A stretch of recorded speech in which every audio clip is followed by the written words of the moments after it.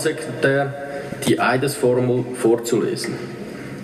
Giuro dinanzi a Dio Onnipotente di osservare la Costituzione e le leggi e di adempiere consenziosamente gli obblighi inerenti al mio mandato.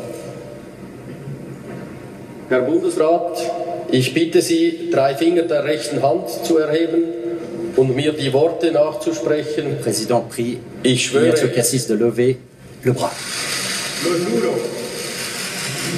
Lo giuro. C'est fait. die Vereinigte Ignazio Bundesversammlung Cassis est officiellement conseiller fédéral, le 117e de l'histoire suisse, et la jubilation dans sa tribune. La délégation tessinoise emmenée par le président du Conseil d'État Manuel Bertoli, son épouse, d'autres membres du gouvernement, l'huissier aussi tessinois qu'on voit dans les habits rouges et bleus, un drapeau qu'on va probablement beaucoup voir aujourd'hui. Les cloches vont sonner sur le coup de 12h30 dans toutes les communes du Tessin. C'est le protocole. Il y aura 26 coups de canon tirés aussi quand un conseiller fédéral tessinois est élu, ce qui est évidemment aujourd'hui. Et de nouveau la cérémonie des bouquets, le président de l'Assemblée en a un, mais aussi le vice-président, le vice-chef du groupe. Ignazio Cassis était le chef du groupe PLR, il faudra en trouver un nouveau. Pour l'instant, c'est le vice-président du groupe qui lui donne un bouquet.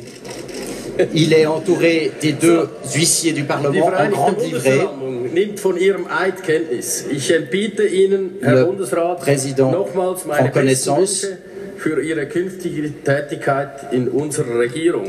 Ich bin überzeugt, dass Sie diese Herausforderung Les vœux gut du président Jörg engagiert Stahl und für unser wunderschönes Land machen werden. Herzliche Gratulation.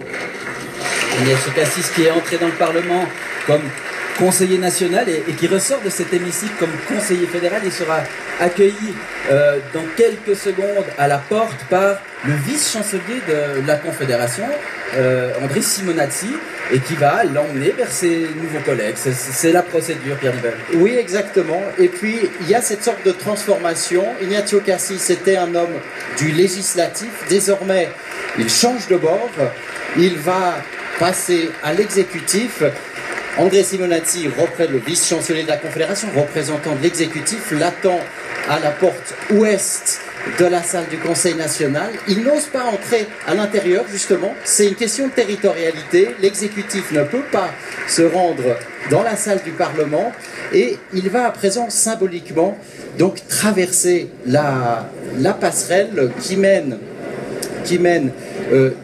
du Palais fédéral jusqu'à l'aile ouest du Palais fédéral, qui est l'endroit où l'attend le Conseil fédéral incorporé pour l'accueillir au sein du collège.